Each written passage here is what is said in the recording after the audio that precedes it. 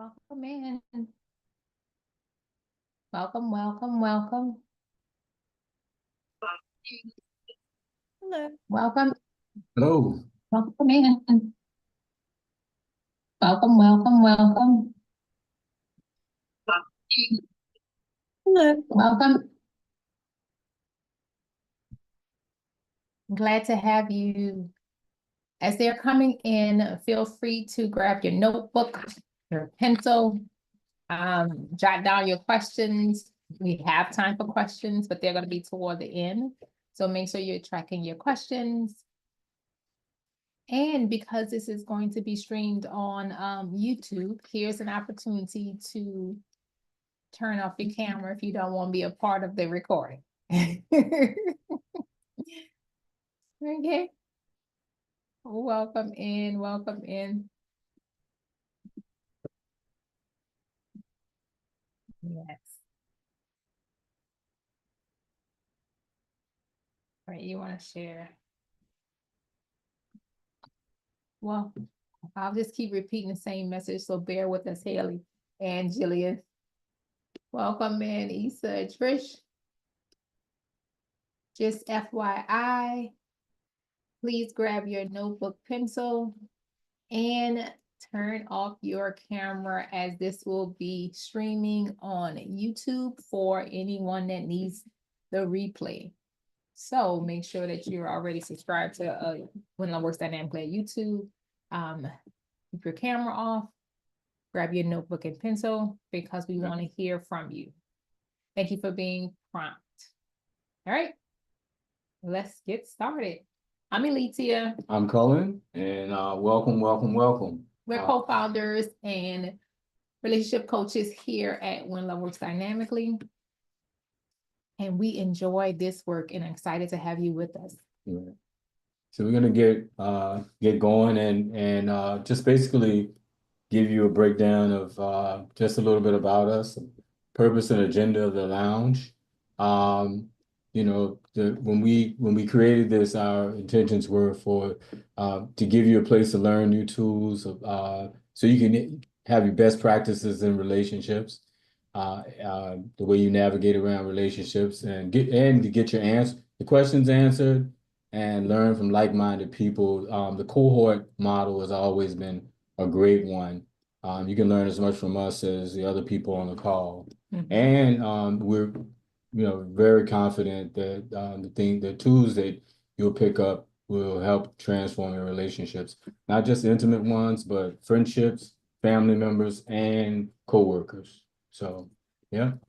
Especially if this is your first time here, or if you missed last month's, just wanted to frame the Love Leader Lounges on top of what Cullen added about the purpose. In doing this work for over a decade, we realized that we hear common trends in what people have in terms of their relational challenges, with whether it's dating or already coupled or family or colleagues. We hear common challenges. So the Love Leader Lounges are a way for us to support you along the journey. We don't want people in struggle love mode. That's not something that we enjoy watching even. And so we recognize that our work is designed to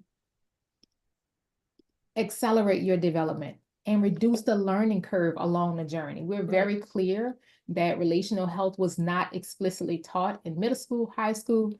It was not taught in less than 1%. So our organization is here to close that gap. And these Love Leader Lounges are one way to pour back into you. So make sure you get value this month. Make sure you invite a friend. And we just want to outline what that journey is going to look like, again, in case you missed us last month. And Right. just remember, write all your questions, thoughts down. We'll have a time to answer your questions. And because it's live streaming on YouTube, thank you for keeping your cameras off. Appreciate it. So if you missed the last session, it was all about entitlement, and please go back and look at that. It was great. I think it was great. It really breaks down entitlement. People say entitlement like it's only one variation of it, but there are actually three types of entitlement. And the one that they're most of the time talking about is excessive entitlement when they're talking about entitlement, especially if they're speaking negatively about it. And that's the first one here. It's basically, it occurs when a person only thinks about their own needs and ignores the feelings and needs of their partner. For instance, they might demand constant attention or special treatment without reciprocating the same care or consideration for the other person. And then you have the assertive entitlement, and this is the positive one. This is the one that's not talked about that much. This is what we're pushing we pushed our clients to is assertive entitlement. And I'll just read that real quick. This individual, the assertive entitlement person, possesses the ability to estimate what they can reasonably expect from their partner. They are self-assured in pursuing their needs and rights, which is crucial for individual well-being. These are people who have demonstrated skill at balancing self-advocacy and reciprocity. And finally, restrictive entitlement. Now, these individuals are the ones you probably hear about, and they are ones that usually explode because they are typically timid. They won't be assertive in their communication. So they show less independence and self-confidence.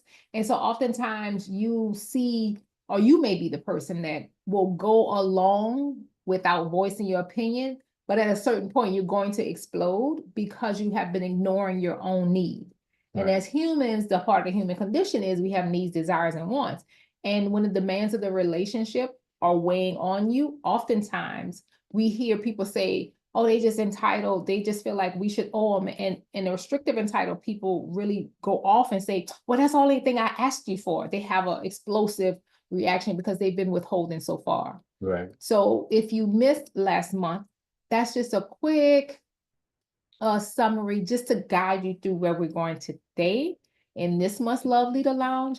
And please keep dropping your questions and comments in the chat.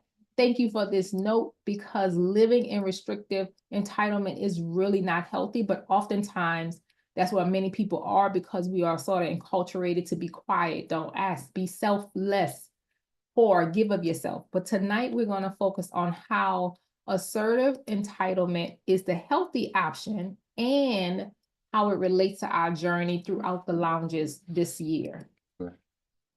On that note, we're gonna just kind of break down. This is if you can see the screen, this is the schedule for this year. Obviously it maps out over a year. We only have 2 months that we're not actually doing the lounge, but it's the first Tuesday of every month except for July and December. So, Now, here's a time where you could continue to mark your calendars, mhm. set your reminders, bring a friend, because every first Tuesday of the month, with the exception of the 2 months Cullen just named, you're going to get new content. You're Right. going to accelerate your development. You're going to reduce your learning curve. You have no excuse to miss the Love Leader Lounge. This is the full schedule.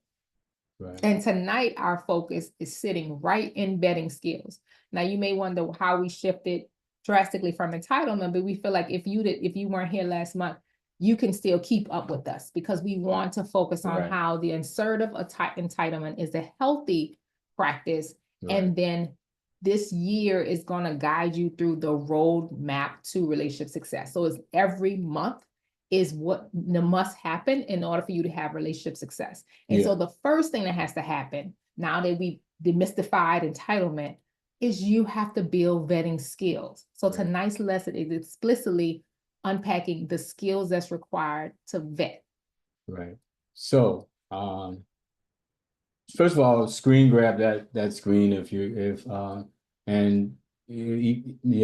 screen grab that, and then you can highlight the ones that you particularly want to go to, or hopefully you'll be at them all. Because it is what's the word when it's progressive, right? Like they're building on one another. Yeah, there's scaffolding. There's scaffolding, and we want to reduce your learning curve.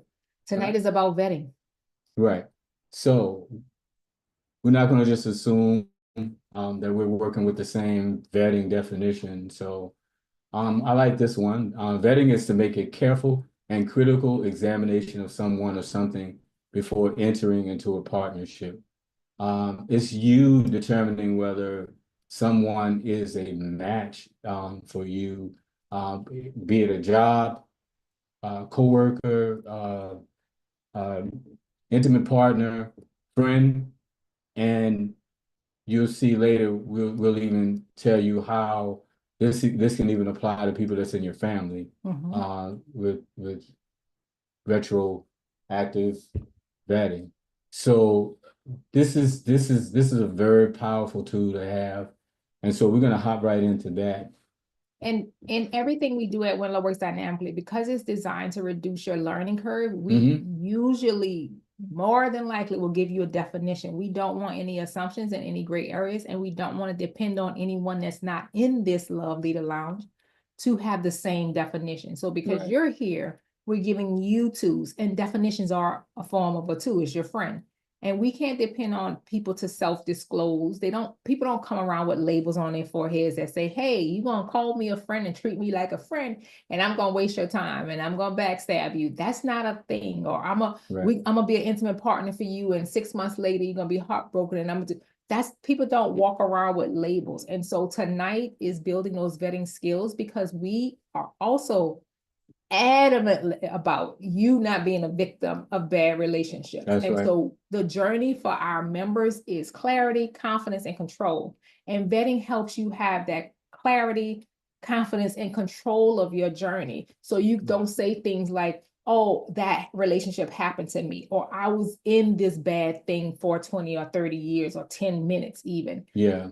That typically happens with restricted people, because they're restricted people are generally nice, really, really super nice people, but we're challenging restricted people to take that same niceness, but also have self-advocacy, because your self-care is really important. And and I don't want you to feel guilty about it. If you have to move on from somebody or call them on something that's not working for you, then you have to do it. You're not rejecting them or their behavior even. You're rejecting the match. And we're gonna go into that in one of the Yeah. later love. Yeah, this is just a skim over that part. Yeah, but tonight the vetting is your power. And again, because this definition aligns all of us, we Yep. want you to make that critical and careful examination before. And the key word here is before. Mhm. And so you may have put a label on a friend or an intimate partner or a colleague or family member. And we're saying it's not acceptable anymore for you not to do your homework, your vetting on your family, your friends, and your love. Yeah, Everyone has to be vetted. The responsibility is yours. You're here, you're doing this work. If you make a bad choice lazily, or a lazily vetted choice, then it changes how you're going to see the world. And we know that those opportunities may not come again. So tonight is really a deeper dive into vetting. And we just want to start with what is vetting and not make any assumption. Yeah. So you get your questions ready. Yeah. So when to vet, just like this particular slide shows, you're gonna use it. You can actually use it now. Be predictive.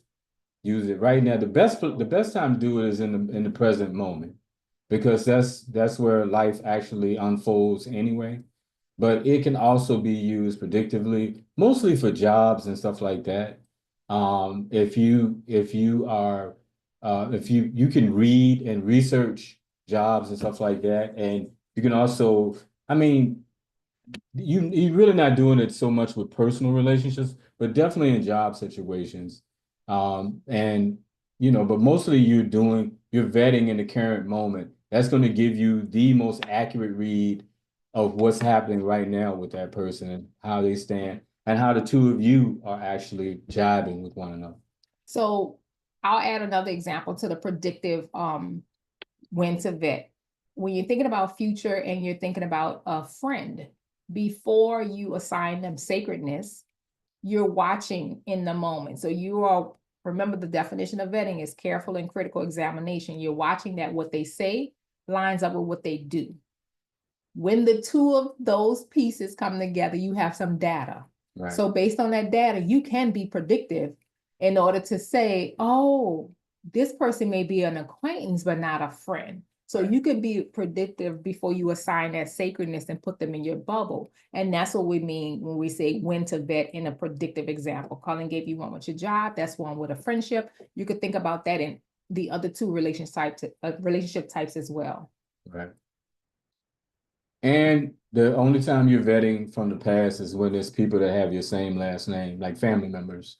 Like, this is when you got this knowledge later in life. And so you have people that are in your tribe that are just kind of not really pouring into you the way you pour back into them. Or you have family members who have been uncivil or just consistently mean with you as long as you can remember. These are people that, but just to know this is how they operate, so you can decide how often you're going to engage with them. Because I mean, the cavalry is not coming over the hill. You're gonna have to make this. You're gonna have to do things and make decisions that ensure your own safety. Yeah. This is all on you. You're in the Yeah. lounge for a reason. And again, we want to just name that we did name at the top. This is the judgment-free space. So even if this new information is causing some discomfort, stirring up some opportunities that you missed to vet, it's still an opportunity that you have right now. Just remove the judgment, remove all guilt, remove all shame that you may have to vet, because we want you to actively practice the skill of vetting. Right. Tonight is about vetting, and it's going to happen in three main areas. If it's predictive, then you have strong vetting skills. You are already thinking about, before I assign that person a friend, or before I take this job off, or I'm doing my careful and critical examination. For the current, that's you in the moment, and not allowing, they oftentimes say rosy glasses, right? You're looking at things through rose-colored glasses.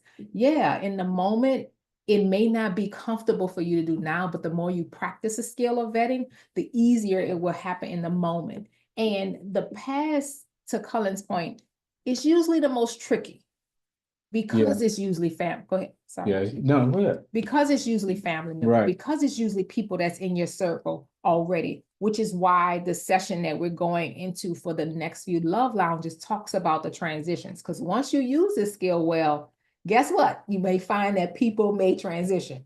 Right. Yeah. So remember, this is when to vet.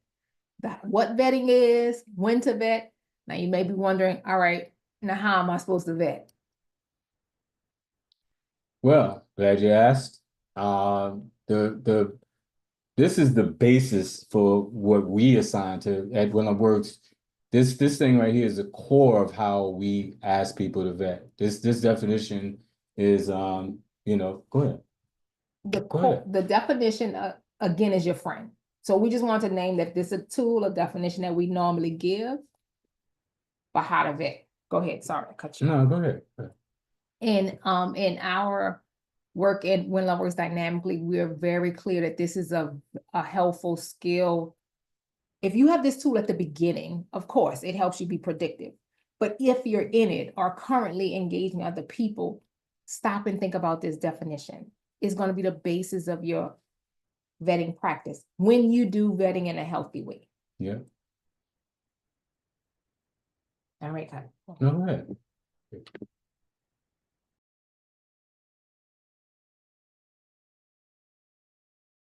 I mean, To break down this definition a little bit more, yeah. I'll read it and you'll break it down. Okay, so healthy relationships are mutual exchange of time, energy, support, services, resources, and health. This definition was a foundational tool. We created it literally when we created the organization because it was our first vetting tool. This definition helped us have a foundation that allowed us to vet easily, more accurately, and get authentic reads. Right. Without mutuality, you will tank. And that's what we've seen a lot of people do. In fact, when you go back to the restrictive entitlement person, they typically don't speak up and ask for what they need. And so the relationship develops without their imprint, so nowhere are they even visible. They don't have a footprint in the relationship because they haven't spoken up for themselves. And so so they end up, a lot of times, like my wife said, they blow up at some point because they're upset because the person hasn't figured out, they hadn't taken the same amount of time to figure them out. But most of the people who get what they want out of relationships are assertive in a positive way. Now, excessive entitlement people who are basically jerks, they get what they want too, but at the expense of the relationship. Yeah. But assertive people, they're speaking up. They have the perfect balance of self-advocacy and reciprocity. So you can learn something from that assertive entitlement person. Like treading lightly in your relationship is not the way to go. Balance is the way to go. Yeah. Advocate for yourself, but also make sure that you're, constantly learning more and more about the person that you're dealing with, so you can actually pour into them the way they want to be poured into. And excessive entitlement people are the ones that usually make the loudest scene. They make the news. People call them the boss. They have different labels for them, but they're being a jerk because of the mutuality piece is not there, right? They're not thinking about the other connection. And so in your vetting practice, you have to be the one that's vigilant about whether, hey, this person may be asking for what they need, but if I'm going to use this definition to vet, then I'm looking for reciprocity. I'm looking for mutuality. Right. We're not saying equal exchange. Something needs to come back though, because if there's nothing coming back, then you're going to be leaning toward connecting with someone that is excessively entitled. They'll only be asking for what they need. So there'll only be a pull on you. This definition helps you stay assertive, stay neutral, stay mutual, because you're doing two things. You are understanding that in the connection with you, I'm giving time, energy, support, service, resource, and health. And I'm also watching that you're doing the same. I'm sorry, can't use the word same, but that you're giving back to me in these 6 ways. And so this definition allows you to look through the lens, not rosy glasses of what you want to see. No, this gives you 6 areas for you to collect data to be very clear. And that confirms now how you're doing in your vetting. And so when you use this definition in the present moment, of course, that's the most ideal. But we recognize that, like we said, for past and predictive is going to take practice, right? And past, they're already in your circle. So go back now and use this definition to vet. You're going to get some clarity. Remember, all of our members, the goal for our members are 3 C's: clarity, confidence, and control. This definition helps you clarify, am I getting anything back when it comes to time, energy, support, service, resource, and health? And to be clear, when we say control, we're not talking about control of others. We're talking about control of your circumstances and your journey. This is the only life y'all getting, y'all. We don't have any evidence that anyone is coming back and giving us a second chance at it. So just to name the areas that we're saying collect that data in.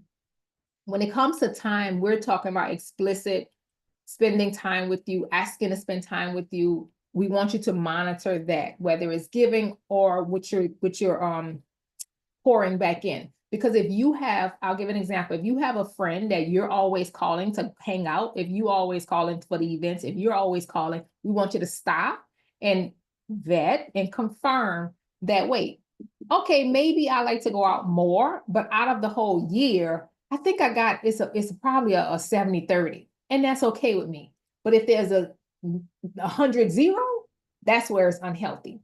Similarly with energy, if you are the one that's lighting up the friend group, or you're the one that's always there for your partners, they're having a bad day and you're pouring into them to keep their energy up, or you're the sounding board all of the time and nothing's coming back, then that's going to be an unhealthy balance. And again, you're going to be tilting toward restrictive, holding it in. And support looks like it could be different ways, but usually when people have exchanges of support, is they ask you for what they need. They're very explicit in what they need when it comes to support.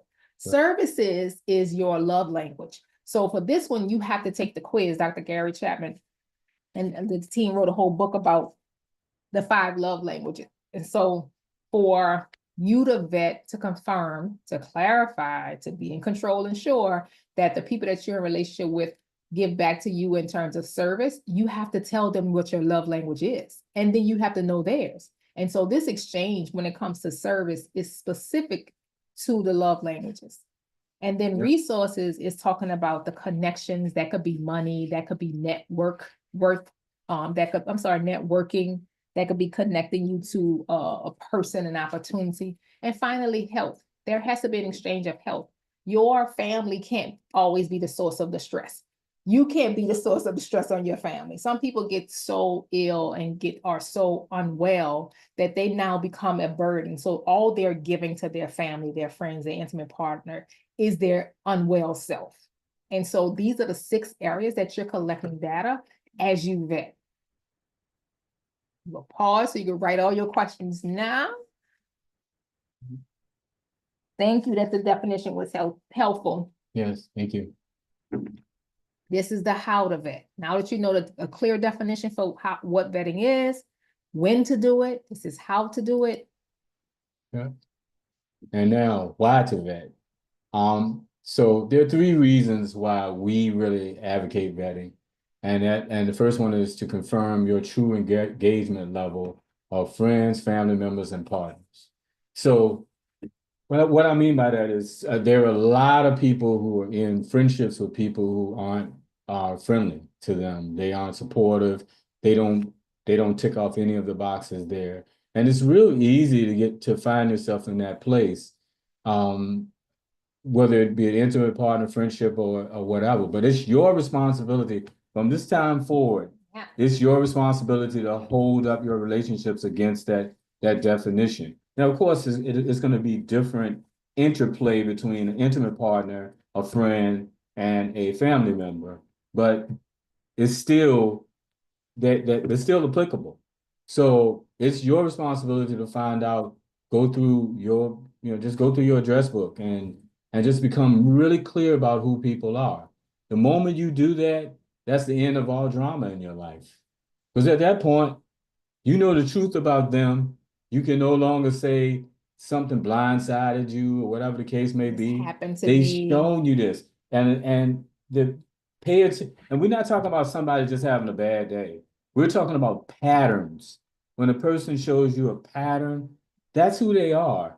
And, and don't be that person that's 5, 6 years down the road with somebody that's constantly just, it may not happen every day, but there's a pattern. You just see this person do this and this and this over and over and over again. That it's not lots of problems that break relationships. It's the same one over and over and over, or the same, iteration. Well, it's different iterations of the same.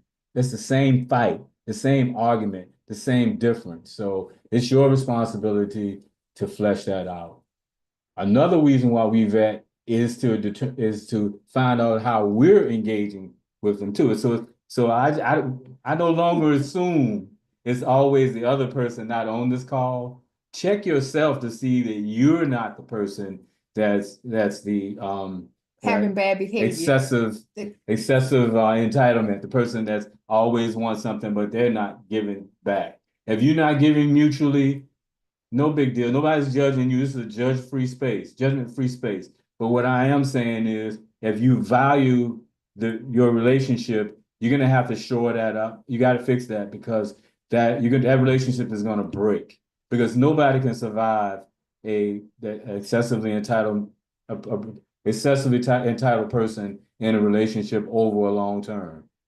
Call that something else. Yeah. Listen, you have to be Not willing. a friendship. You have to be willing to be honest here. That second reason to vet that Cullen just named is so critically important, because you are in the Love Leader Lounge. Like, this is you. It's important for you to be able to turn that magnifying glass. I love the images that Cullen uses here, but this magnifying glass that's in the background, it's important for you to stop and vet. Wait, what am I giving when it comes to time, energy, resources, service, support, and help? That vetting process, you can do on yourself at any time. You could do it at any iteration. You could do it different seasons of the year, because you may feel like oh, I am the perfect friend, the perfect intimate partner, the perfect colleague, and the perfect family member. Right. And it is an opportunity for you to actually get clear on, are you? Right. Is it a healthy connection? And so it's not to judge, but it's for an opportunity for development, opportunity for growth, opportunity for appreciation. So vetting has to be turned on you too. So we're not giving you these tools just for outward. It's time for you to turn a magnifying glass on yourself. And what you may find is, wait, let me actually share this definition with my friends, with my family, with my colleague, with my intimate partner, and ask them, how well am I doing? How am I showing up? And so vetting is just a practice of getting crystal clear. Remember, the first C in membership is all about clarity. Getting crystal clear on how people show up, and you are a person, so you're included. Right. Now, if you have thin skin and you feel like we're talking all over and all about you, that's okay. We'll get better. But start with vetting the other person and yourself. Yeah.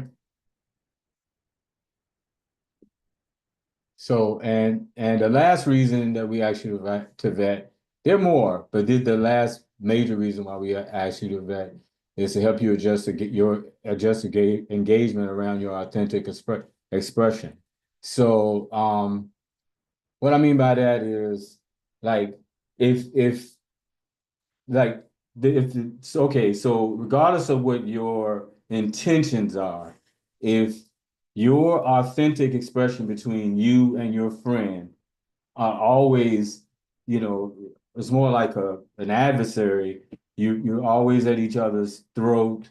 There's, a lot of envy or jealousy or whatever, anger, incivility, you name it. But all like negative things happening.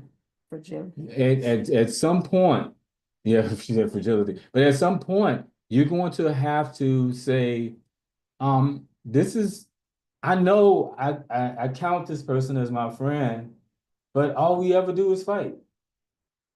That's all we ever do. That's the pattern. The pattern is that we fight all of the time. You're gonna now have to revisit that relationship, and if your definition doesn't change, you're gonna suffer because you're not accepting the true reality, and because of that, like I said, the end of all drama is when you accept people as they are, accept them for who they are. But the opposite of that is when you don't accept them for what they are, and you continue to call them a friend, continue to call them your intimate partner, but they don't have loyalty to you, or they call them your friend, and they're never kind to you, never civil to you, never in just even operating in the most minimal of civility towards you. You're gonna have to, if you don't address that, change it in your mind, and accept that person is not how you have them labeled, you will suffer, and you will suffer greatly. I hate to be the bearer of bad news. But we can't hide the truth. Right. Truth's the truth. This is why we really stress vetting. People who this is something really exciting. The people who get vetting right also get dating right, get courtship right, get marriage right. The people who fail at that, it ends up being this is a struggle for you, because if you didn't choose properly now, if you chose and you ignored all those signs that I spoke of, now it follows you in dating, follows you in courtship, follows you in marriage, and then follows you probably to the blowing up of your marriage. Yeah. And so vetting is a skill for this second love lounge that we focused on, because we know, like Cullen just named, it's a road to relationship success. It's not a one and done. So we thought it was important to highlight vetting tonight because it's going to impact every area of your life. If you don't get this skill right, that's why it's at the top of the year for the Love Leader Lounges. If you don't get this skill right, we know without a shadow that you will have challenges in all of your relationships. And remember, we're the Healthy Relationship Organization, right? We want to shorten your learning curve. We want to reduce your learning curve and accelerate your development. You don't have to struggle in love and development relationships, but we are very clear, and all of the data supports us. If you don't have strong vetting skills, you will have challenges. And again, we know even in doing this work, we have to re-up our vetting, right? Strengthen it from time to time, right? So we're not saying it's something that you pick up and you never touch again once you vet it, right? There'll be current people that'll be coming that want to be friends, that want to be business partners, that want to join you in collaborations. This is where vetting continues to be applicable. And Right. so we know that if you skip this part, we know the rest is going to suffer. And unfortunately, especially in our community, a lot of people are suffering because they miss this skill. So this is at the beginning of the road to relationship success, no matter which relationship type we're talking about, because we understand how critically important the skill of vetting is. The flip side, the positive side of that, and I'm not trying to say what you said was negative, but just the positive framing of it is that if you get vetting right, now everything becomes easier. Yeah, it's lighter. If people get vetting right, that'll put us out of business. Yeah. And I'm gonna tell you, that'll put us out of business because you relating to other people will be so much easier.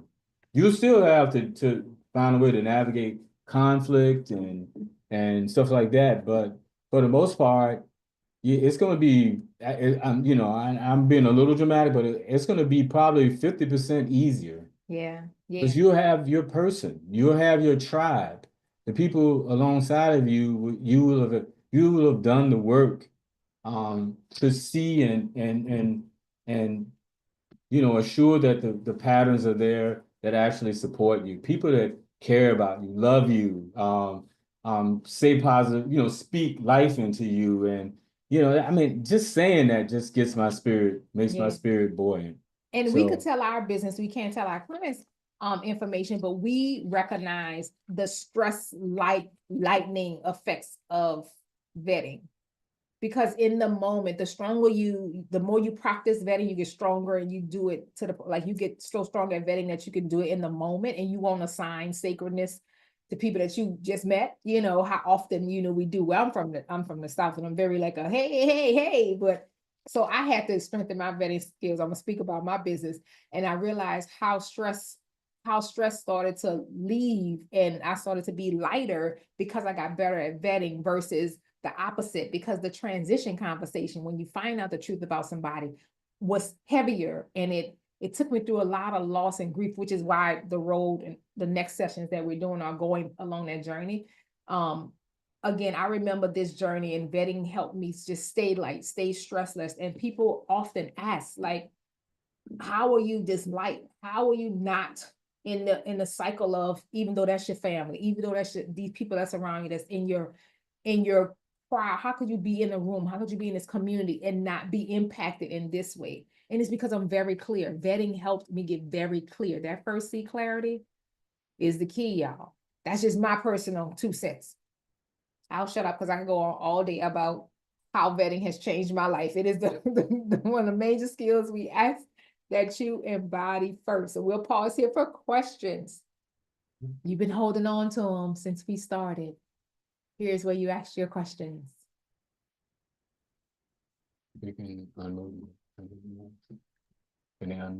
Folks, it's Nancy.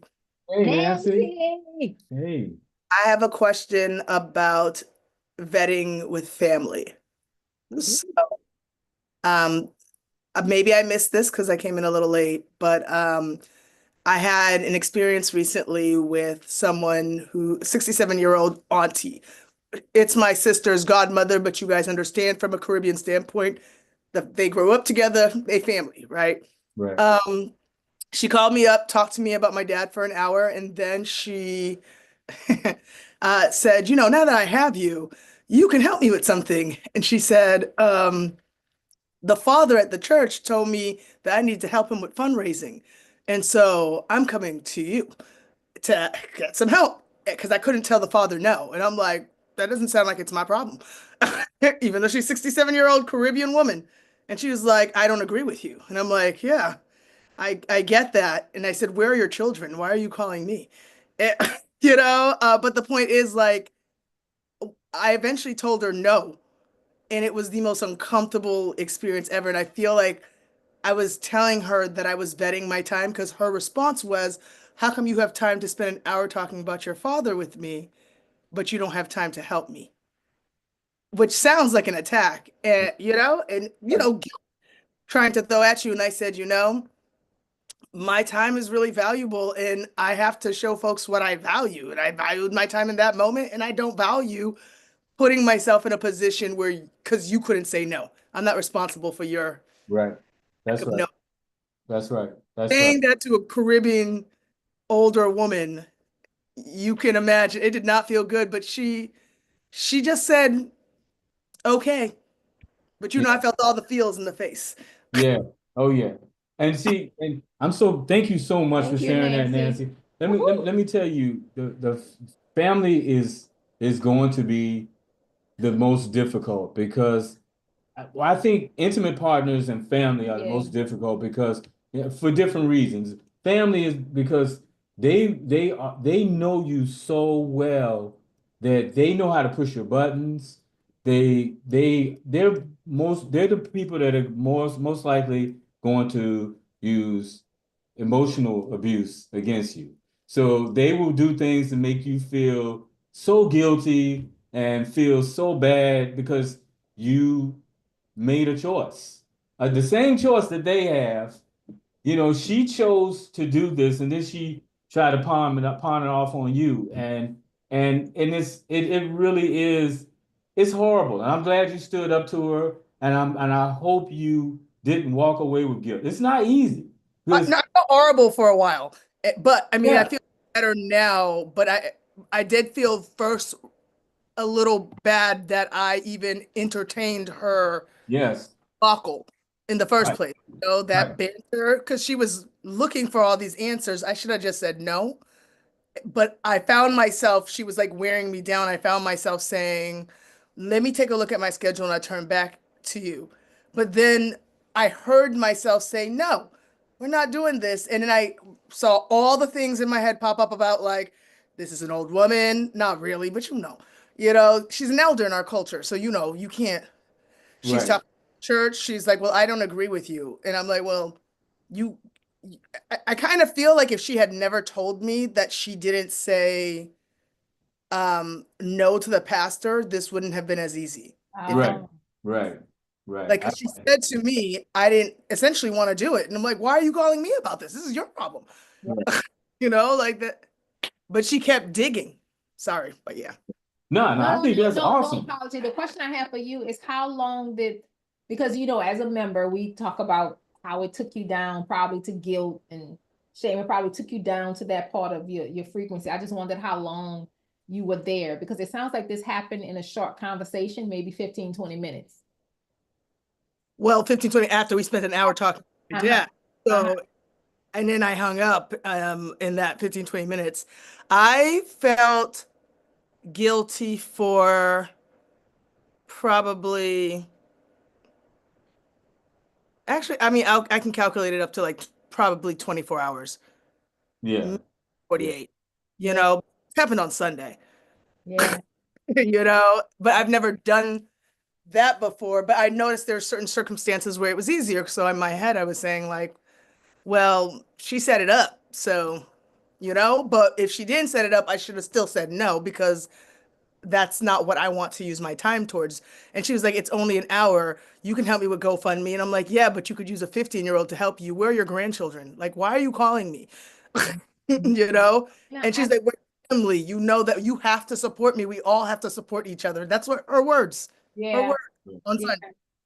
I asked that because I wanted to make sure that I emphasize and call out that you are strengthening your vetting because what took about 24 hours to go down in the frequency and get back up was about 24 hours, where in the past you may have spent days, yeah, weeks. And what oftentimes we do when we don't have strong vetting skills, because what Nancy just gave us, and thank you for putting that in the room as a real example, is that the human condition we're still human. So we have some reaction when we use our vetting skill. And in this case, the reaction was guilt. And sometimes the people beat it up on you some more and make it shame. And like they just take you further down, depending on their connection. And oftentimes, Oh, that's all right. You know, I got things to do. Gotta Yeah. go. Sorry to end on this. I hope you find the help you're looking for. yeah. Yeah. And so it's an opportunity to applaud that your vetting skills are that strong, that the conversation probably only took 10 minutes, and your reaction to it as a human condition response took about that a day. And that's something to celebrate, because Yeah. remember, we started doing this work over a decade ago because we see people in unhealthy connections for years. And remember, vetting is the reason we specifically start with vetting is because we don't want people to have the victim drag through. This happened to me. My family had me going through this for years. I was guilted into this. And so stronger vetting skills, and your specific example just proved how when you strengthen your vetting skills, because you said, and myself told me to say no, even when you were considering it, your authentic self was screaming from within you, hey, no. What it said, it's a trap, girl. Yeah. It's a trap. And she Yeah. wanted an hour, that's gonna turn to a week, gonna turn to a month to you start an organization. I'm not about to start There you go. when this. Yes. Now, again, that was but it was. I mean, there was several reasons that might have been easier as well. Like that is my sister's godmother. How many people did you call before you called me? And then the other question was, because you know what I'm saying, you had to go through the line to get to me. I'm in California, you're in New Jersey. Okay. So Yeah. I already knew something wasn't right, Yeah. you know, but and then yeah, she set it up real good. She really did. Yeah. It was very much set up. Yeah. But I- yeah, I said I- no. I And I love- said, this feels horrible, but I'm not about to do something I'm not interested in. Yeah. Yeah. It would have felt even more horrible being manipulated.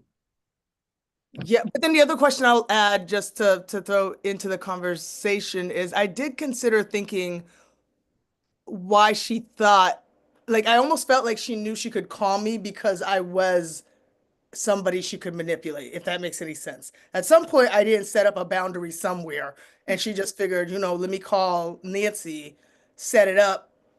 It's God. Who's she gonna fight? Jesus?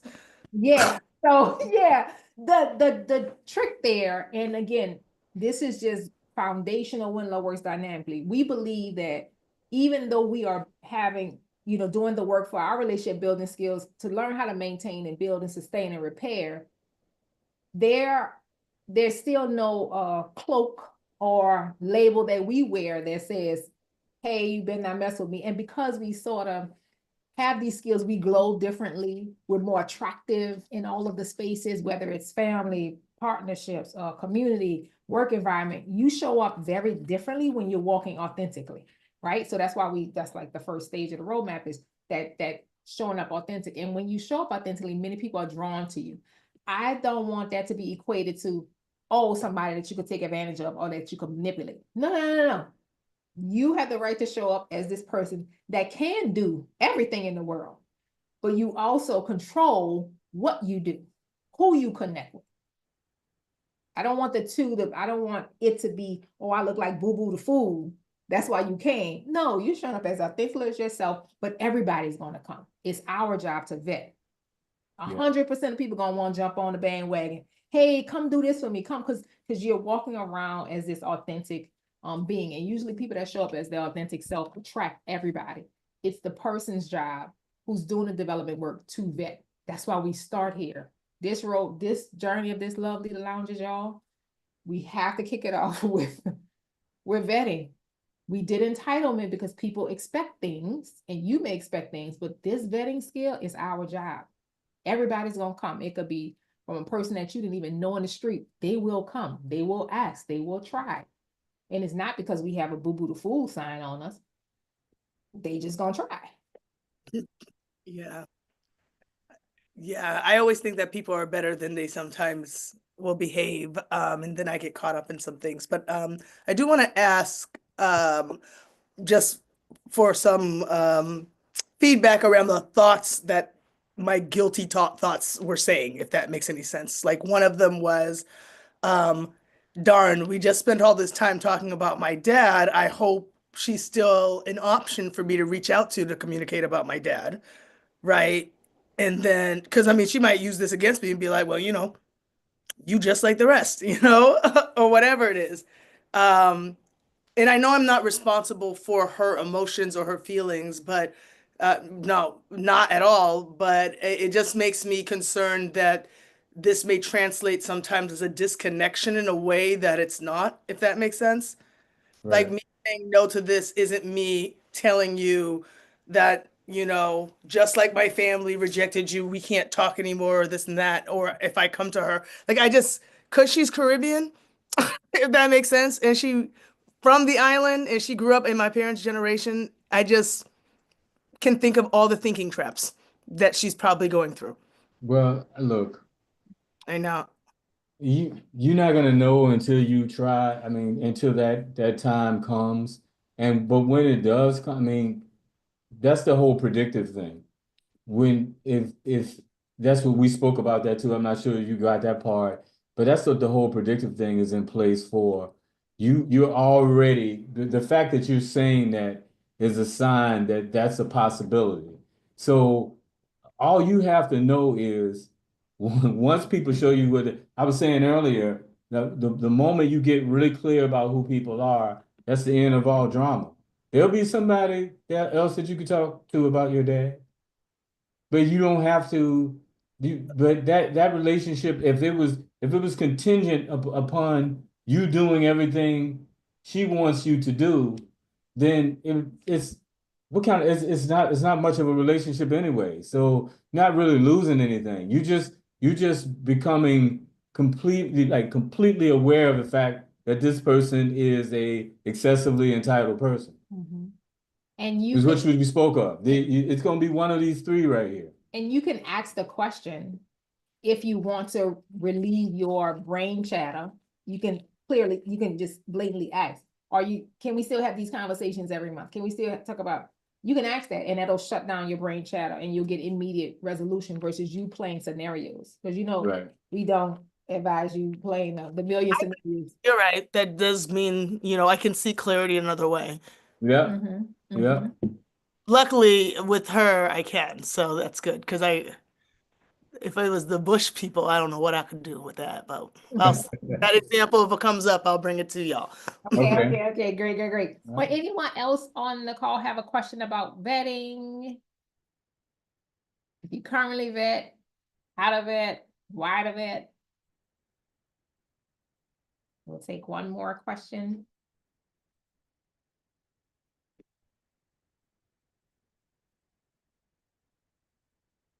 The therapy, I mean, the Jeopardy count.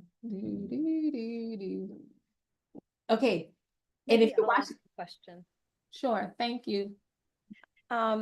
Just out of curiosity, I really appreciate, let me start by saying I appreciate the framework of how to vet.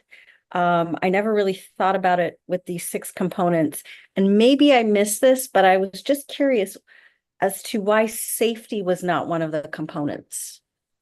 Yeah, great. That's a great Yeah, question. that is a great one. Yeah, so the how to vet, that definition that we gave you for how to vet was the basis of us being able to look across the board and not assume, right? And so for us, we believe that when you are giving a label to someone or saying this is my friend, you need very clear points for your data. You can add safety for you, Jillian, and that'll land Right. perfectly fine. But if you add safety, we want you to flesh out what that looks like. Because for each of those data points we gave you, that is a definition that our organization made that we use across the board, whether we're working with family, friends, organizations, and intimate partners, because those were the specific areas that the data could easily come in. Whereas safety, that can break down into, and here's some examples for you. This may not be what you want, Jillian, but here's some examples. Emotional safety, physical safety, psychological safety, and that has to be broken down if that's what you're going to measure your vetting by. Because remember that how to vet is both ways. And so it gets kind of tricky because the person that's also vetting for you has to also agree to those items of safety. And so when we share this definition, which is our first tool in our organization, we go through each one and then we get the confirmation. So that definition is how Cullen and I went from dating to courting. We said, do we agree? Do you agree to serve me in these 6 ways? Do you agree to serve me in these 6 ways? And then we moved after that mutual agreement. And so if you're going to add safety, then make sure that it's explicit, just like we gave the same 6. You could add on to the Wendler Works definition and put safety. May I ask for clarification on what they mean by safety? Or, pardon if I'm pronouncing your name wrong, Jillian, if what you mean by safety? Yeah, sure. And it is Jillian, so thank you.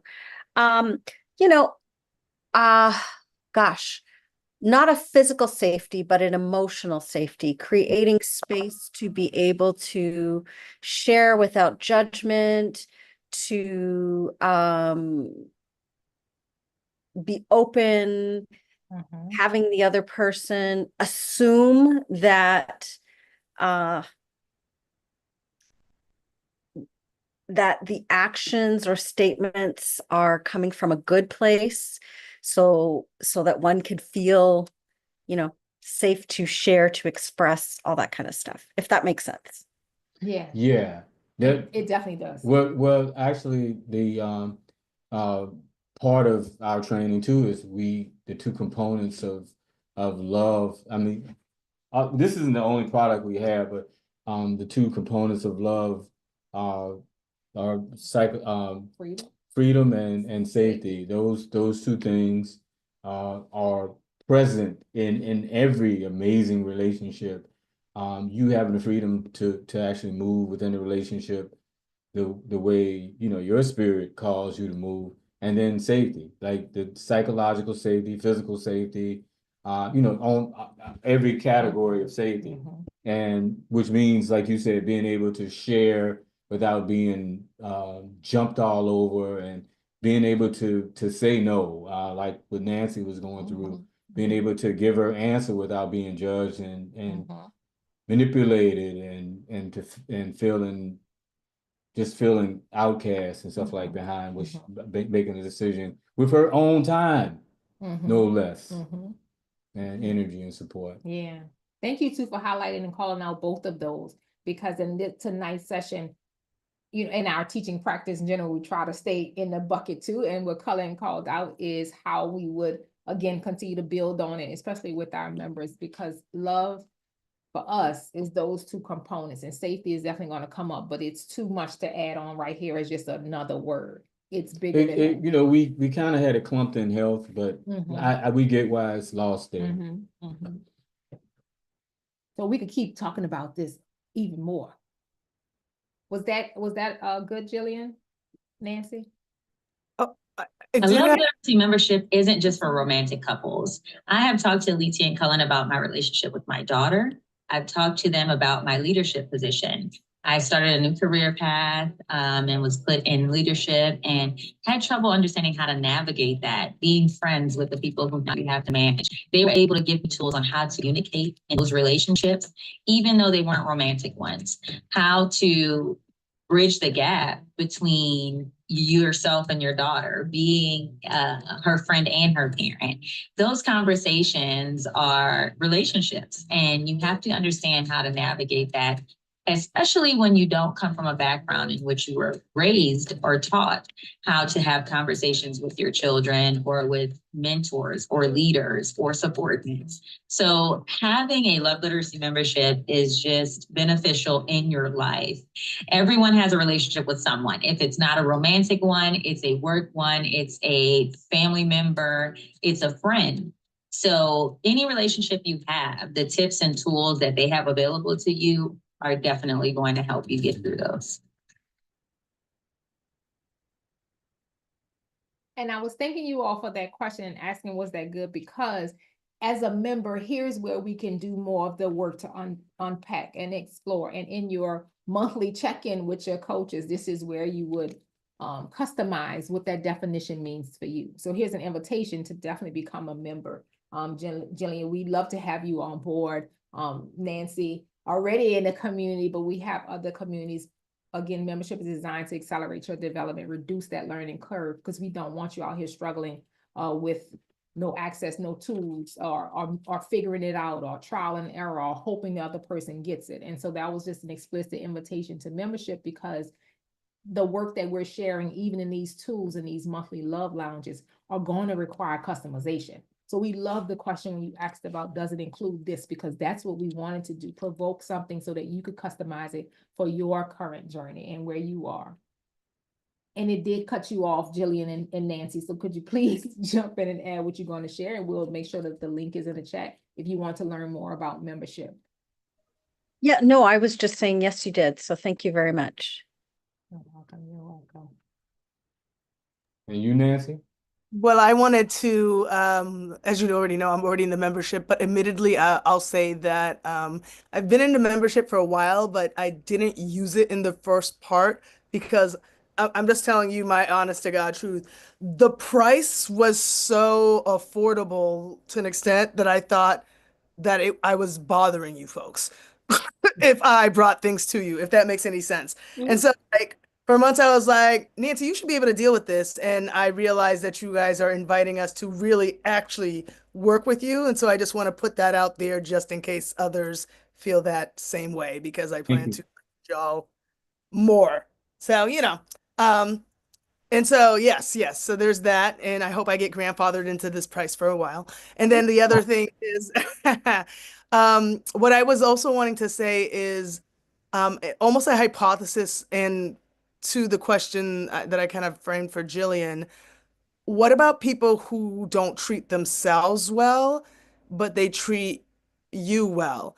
And then the hypothesis that I have is that eventually they'll treat you poorly. But I feel like to an extent, I had a past relationship where I felt that they really kind of did everything to kind of showcase almost love bombing like treating me well. And then I could see moments where, to me, I would consider it a little bit of self-hate to an extent, like, not taking care of certain things for themselves. Like I can actually think of a few examples. Like one was a friend who claimed they wanted a job but refused to go and try to get a job. So you could keep trying to help them and help them with a resume or this and that, but they weren't going to do nothing with it. And they were going to find frustrations and find everything to get in the way of it. And so they couldn't even leverage your support because they were dealing with their own capability issues. I hope that makes sense. So like almost unsafe to themselves is what I was framing as safety to an extent as well. Well, I don't know if you caught what we shared earlier about restrictive entitlement, but it's I was asking if you want to write on it. No, I'm fine. I don't know if you heard what we said earlier about restrictive entitlement, but these are people who go along with their partner's plans without voicing their opinion or desires, often ignoring their own needs. Now, it sounds like these people are selfless and stuff like that. I guess they are to an extent, but eventually it's two people. You think of this metaphor. It's two people eating at the same table, and one person is big and strong and getting stronger by the day, and the other one is gaunt and getting thinner by the day and basically disappearing because they're not getting the nutrients that they need. That is what happens with the restrictive model, and people like that, they're so easy to get along with, and they send a false message. You think that you are giving them everything that they need, and they're not speaking up, and they're usually pretty nice people, and then out of nowhere you get boom, why you do this and why you do that, blah, blah, blah, and why you never think about me, and this, that, and the other. And it's just you're not being set up to succeed. I'm not trying to say that they're completely guilty, but it's just I'm addressing the match. It's never about anything personal. Everybody deserves to be who they are. Be you, do you. But I'm attacking matches. It's not about that person being a bad person, but your relationship could just be a bad match. And that's what you should be focusing on. And it'll never become personal where you now saying, oh, that person didn't want to be with me, or I feel bad because I didn't want to be with that person. No, you're rejecting the match, not that person. Mhm. And an asterisk to that, in just in a little information you got, and because you're a member, we could, your monthly.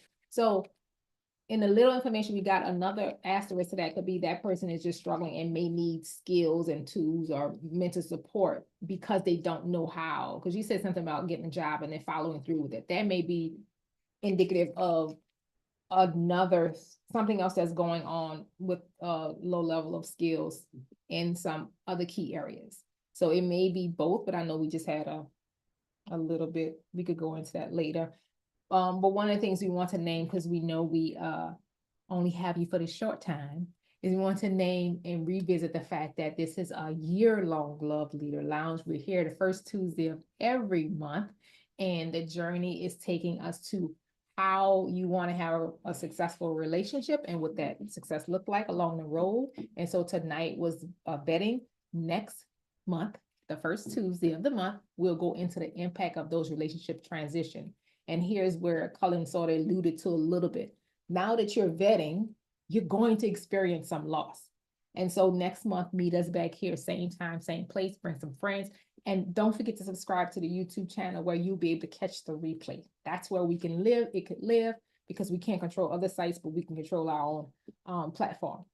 Until then, we'll see y'all soon. Thank y'all for joining us. Yay. Thank you. Thanks for having us. This was great.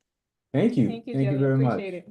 Oh, Cullen and Alicia, there is one more question before you guys leave. Nancy was sorry. asking if all the sessions are available to rewatch if you're a member. Of course, in your Yeah. portal, Yeah. in your platform, you use your membership.